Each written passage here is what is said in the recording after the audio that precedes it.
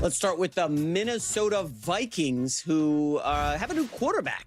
Yeah. And his name is Kyler Murray. He's a Colin Cowherd guy, for sure. I'm in the J.J. McCarthy camp.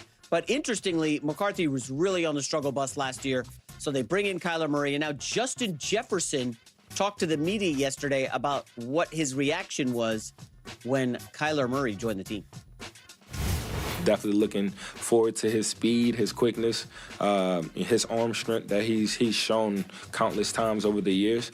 And then it's just, for JJ, for somebody to enter that room with that type of ability, that type of talent, he's got to step it up a little bit. So it's good for him to, feel that type of pressure and to really, lock in a little bit and say, it's either now or, I'm going to take that backseat again. So it's all a competitive mindset when it comes to these type of things. So it's all about who's ready for that moment.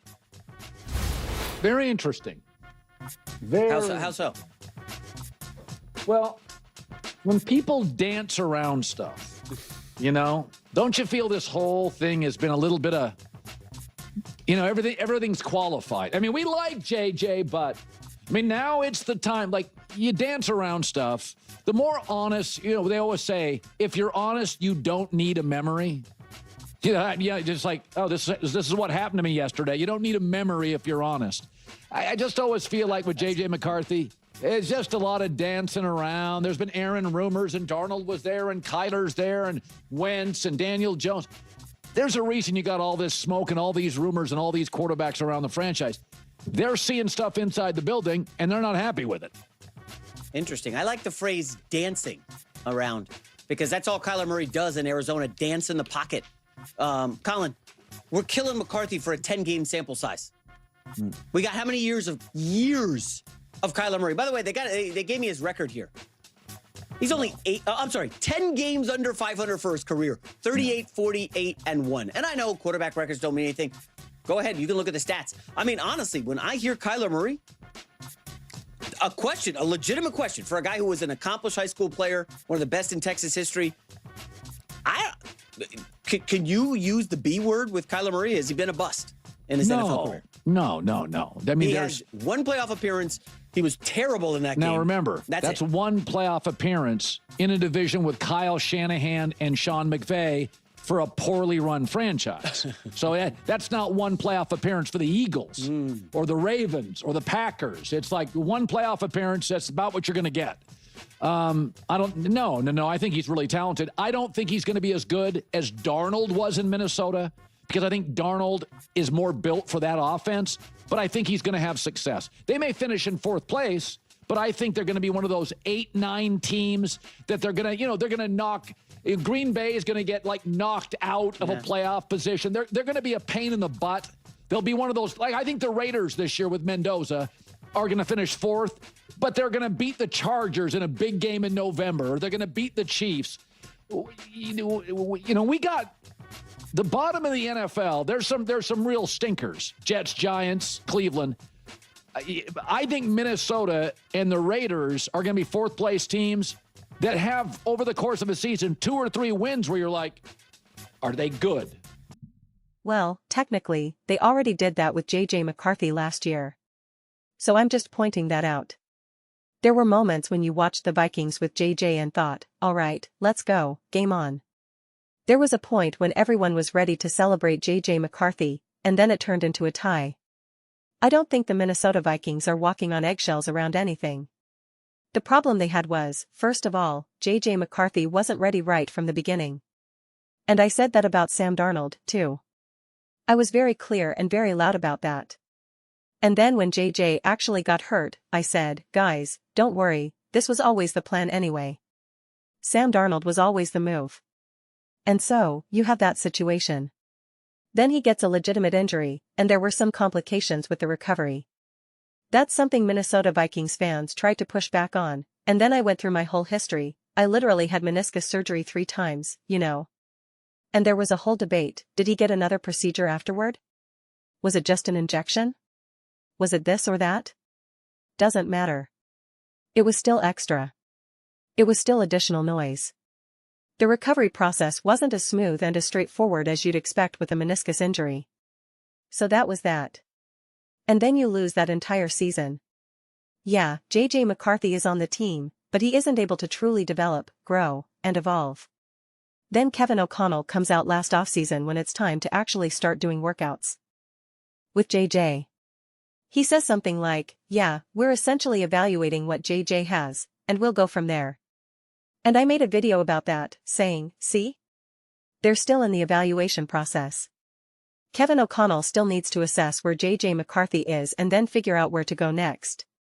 You don't get that with Patrick Mahomes in 2018, going into the 2018 season. Andy Reid isn't saying, well, I just have to sit here and assess who Mahomes is right now.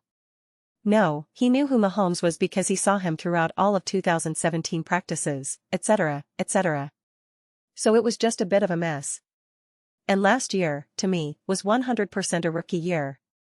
And yes, you know what? I am a firm believer that when you have a great coach and a great roster and so on, that's the path to success for a young quarterback. I'm confident in year 2 if you get a new coach, a new coordinator, something new, right? Like we've seen happen with Caleb Williams and Drake May. We've seen those situations. I'm confident in evaluating that quarterback in year 2. A new coaching staff is still going to be a little rocky. I don't think it should be. In the past I've said it's essentially their rookie year to me. Maybe it's like a 1.5 rookie year, right? It's not quite the rookie year, but it's not their second year either, because this is the first year they've actually had a legitimate coach, offensive line, whatever it may be. So I don't look at it through the lens of, well, this is their second year, They'd better show something. It's like no, there are going to be growing pains. There are going to be issues. There's going to be plenty that this quarterback needs to work on. But when you miss your entire year 1, I honestly don't know how good a quarterback should be in their rookie year, even when they actually have that great coach. Right? When they actually have that great coach, that great coordinator, what can I expect? What should the actual expectations be? And so the fact that JJ McCarthy, that's where JJ gets hit the hardest. People say, well, it's Kevin O'Connell and Justin Jefferson. And I understand that. And it is year 2, but it's also year 1, really. And even though it was year 2, he didn't really get the benefit of at least being on the field and playing and practicing like Drake May, like Caleb Williams, etc. So it was just a very messy beginning. When you have a messy beginning, it's like, yeah, you're going to have a Kyler Murray, you're going to have a Carson Wentz, you're going to maybe flirt with Aaron Rodgers. You're going to have those things because it's just a lot less straightforward. But the cool thing about all this was that you got to see him last year. And you saw what he needs to work on. You saw the footwork. You saw the mechanics. You saw the operation. There were concrete things that they could point to and say, okay, these are the things we need to work on. Now let's work on them. Let's improve and then see who you are. That's really what it comes down to. I mean, when you're a quarterback and you're not getting off to the best start in your career, it's just like, okay, let's figure out where things are going wrong.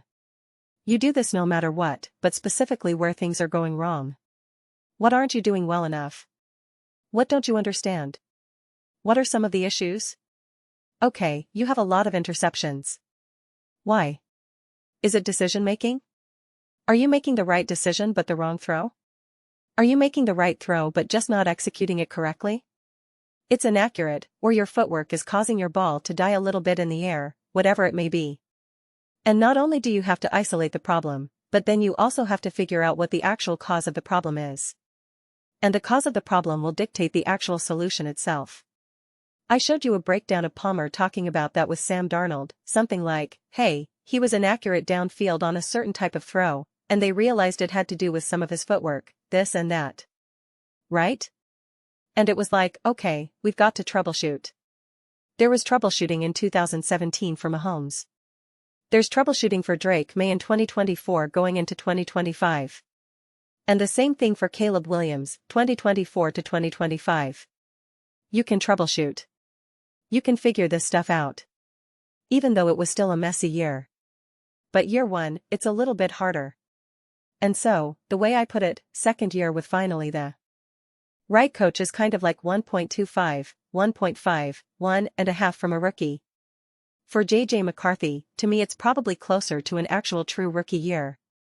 Different from what Caleb and Drake had, because they were actually on the field, got to practice, actually got to be part of a football team legitimately on the field.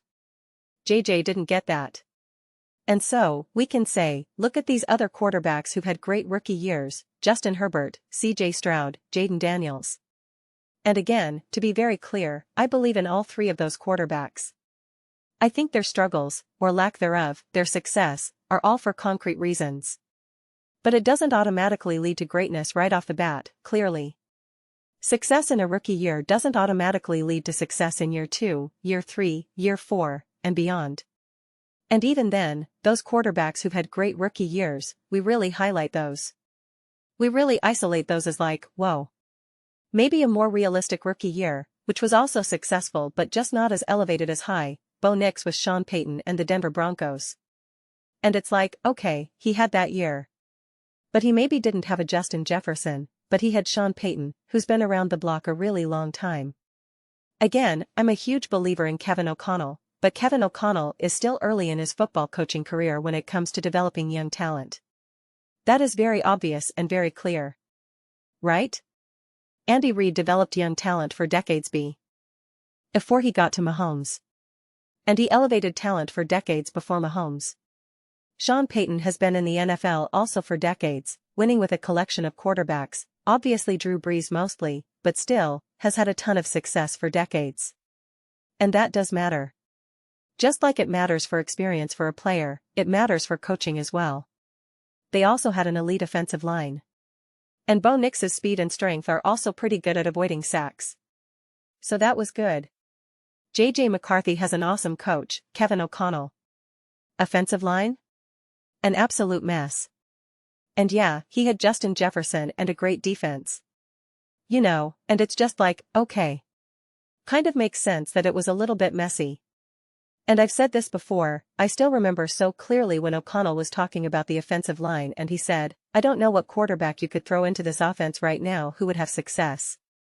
And I agree with that. And I made a video about that. But that doesn't mean that JJ McCarthy is absolved of any issues, right? It's not like I'm saying, see, that's why he didn't succeed, all because of the offensive line, or Kevin O'Connell isn't a good enough coach. If you give him the right coach and the right offensive line, he'd be great. It's like, he deserves culpability for his issues as well. But it just makes sense that things were messy, that they weren't linear, that they weren't as clear-cut as you would like. But I personally saw enough OU T of JJ that I still find myself pretty excited. And that's why I haven't abandoned him yet. The thing that's a bummer is that he got injured, and then he got injured again this past year, because that's also a big thing. He was in and out of the lineup. That matters. He was in and out of the lineup for his rookie year. That's hard. That's really, really hard. That's hard for a second-year player.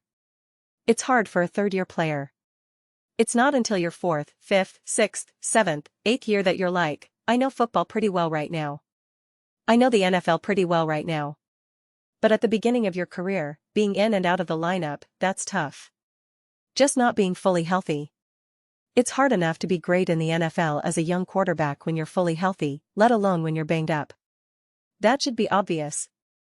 But the thing is, the worst thing he has going against him, and this is a bummer, is that he got injured his rookie year and he got injured again his second year, and because he hasn't shown enough to really make everyone believe, this is our guy. This is our guy. This is our guy, his opportunities, his margin for error, and his room to fail are almost non-existent. He gets banged up again, and it's just like, we're moving on. Right? I mean, it is. It's just like, no, we don't have time for this. We can't keep playing this game. This is 3 years in a row now. Especially depending on how the season goes, we're drafting Ono. Their quarterback. Oh, so-and-so is available. We're making a move for Mac Jones. Whatever it may be. It's like, we've got to do something. We can't keep doing this. And then if he struggles, it's like, we've got Kyler Murray. He's been in the NFL long enough. He's won some games, had some success. You know, it's just like, you're not willing to let it breathe in a certain way. Caleb Williams had that pressure. Colin was like, hey, they just extended the backup quarterback. Ben Johnson loves him. Have you ever seen a head coach praise the backup quarterback as much as Ben Johnson is doing? right? And it's just like, Brock Purdy, Mac Jones enters the lineup. And people are like, do you bring Brock Purdy back? And he signed like what was it? A $240 million contract? Like, even in situations when you're having success, or you're the number 1 overall pick, or whatever it is, you're getting paid all the money, the margin for error and the room to fail is not super long in the NFL. It's not super long, let alone when you're on J.J. McCarthy's timeline in the NFL. And so, it's definitely tough. It's definitely tough, especially when you are a team like the Minnesota Vikings, where you do trust the coach, you do trust ownership, you do trust that they've built pretty great teams over the years. Maybe not the best, maybe not the absolute elite Super Bowl contenders, but the Minnesota Vikings are clearly not a mess. They're not the Chicago Bears with Justin Fields or Justin Fields, right? They're not the Cleveland Browns. So you can throw a quarterback in there, and you can kind of keep letting that quarterback fail or have ups and downs, and you're just like, alright, let's hope this works. But that's not who the Eagles are. That's not who the Minnesota Vikings are. That's not who the Rams are, right? The teams that are fully functioning, the teams that put together pretty good teams year after year, it's really kind of like, get a quarterback in here who can win, or get him out. Right? And that's the worst thing JJ has going for him. And it's still the fact that we saw what this team did with Sam Darnold. And then we saw Sam Darnold go on and win a Super Bowl. That is one of those things. Think about this with Sam. When Sam won the Super Bowl, they were really highlighting how it didn't work out in New York and how it didn't work out in Carolina, and then how he had true success with Minnesota, but they were like, get out of here. We don't want you. Right? And then he goes to Seattle and wins a Super Bowl. That was the story, right? That was elevated and emphasized to the maximum degree. We're seeing flavors of that with J.J. McCarthy right now. Right? It's just like, if J.J. McCarthy can be great, get to a Super Bowl, then it'll be like, everyone said you weren't good enough. And then the guy who took your spot, Sam Darnold, he played great, but then they chose you over him, and then you failed, and then he won a Sup Bowl, and it was all, did the Minnesota Vikings make a mistake? Should they have kept Sam Darnold? And look, that's part of his story if it works out for him. If not, it's just, wow, the Minnesota Vikings really messed up keeping JJ and not having Sam. And unless Kyler Murray, and even if Kyler Murray ends up being successful, anything short of a Super Bowl will be like, Minnesota Vikings failed. You messed this up big time. So, it's just like, how will it be written? I genuinely, from the bottom of my heart, don't know. I think it's pretty interesting that people are so confident in either direction. You have J-Mac saying like, oh, Kyler's a bust. And Colin's like, see, J.J. McCarthy's a bust. And Justin Jefferson gave a diplomatic answer. He was like, yeah, I'm excited for Kyler. He's fast, has a great arm. And it'd be good for J.J. McCarthy as well. You know, it's like, time to play. Time to show up. Time to be great. Which is true. It's just like, what is Justin Jefferson supposed to say in that moment, right? He's got 2 quarterbacks. One could be, which one's going to be his quarterback? What are you supposed to say? So, it's a messy situation. I've said that repeatedly throughout this offseason and at the end of last year for Minnesota, sometimes you just have to admit that it's a messy situation. It's a messy situation, and that is where the Minnesota Vikings are right now. It's a bit of a messy situation. Good news for you, I do trust coaching staff. I do trust their ability to build great rosters. Again, it might not be perfect, might not be everything, but you're obviously not a disaster. You're not the Arizona Cardinals. You're not the Cleveland Browns. So that goes a long way. So even if this ends up not being quite what you wanted it to be, even if you don't quite stick the landing, it's like, okay, you still move forward. And if you do stick the landing, well then a lot of success is on the table. So, the Minnesota Vikings are going to be one of my favorite teams. I forget what it was, either a mountain or tears or whatever. I had the Minnesota Vikings at the top of most excited, most interested in terms of narratives going into this coming season, because I'm just so fascinated to see which direction this goes in. And if J.J. McCarthy can be a legit quarterback in the NFL, a true bona fide starter for the Minnesota Vikings, or if Kyler Murray is getting the starts and how he's playing, I find it absolutely fascinating, honestly. Truly. Those are just my thoughts. I'd absolutely love to hear yours. What do you guys all think about the Minnesota Vikings? Where are you at with all of this, right? I feel like we haven't really talked about this a lot lately, and it's pretty interesting considering how good the Vikings have been and how successful they've been over these last few years, obviously outside of last year specifically, and going into the draft and whatnot, it doesn't feel like there's a lot of energy and momentum behind Minnesota. And it's just like, Minnesota truly felt on the cusp of being great, being awesome, being a perennial contender, etc., etc. And now you're like, is Kyler Murray the quarterback? Is JJ McCarthy the quarterback? There's really no big buzz about the draft. There's no, oh, the Vikings trade up, they can get so and so, that'll put them in a great position to win the division. We're not actually having those conversations. It's a little bit of a bummer. But let me know your thoughts. I read every single comment. So whether you agree with me or disagree with me, either way, let's get into some discussions, get into some fights, but ultimately, let's just have some fun. Please do consider subscribing. We're building an amazing community here. I'd absolutely love to see you be part of it. I want to build something that we all generally feel connected to. Something that we're really excited to be a part of. I think we're well on our way to doing it. Please don't forget to give this video a thumbs up. It really does help with visibility and the algorithm. Thank you so much. See you next time.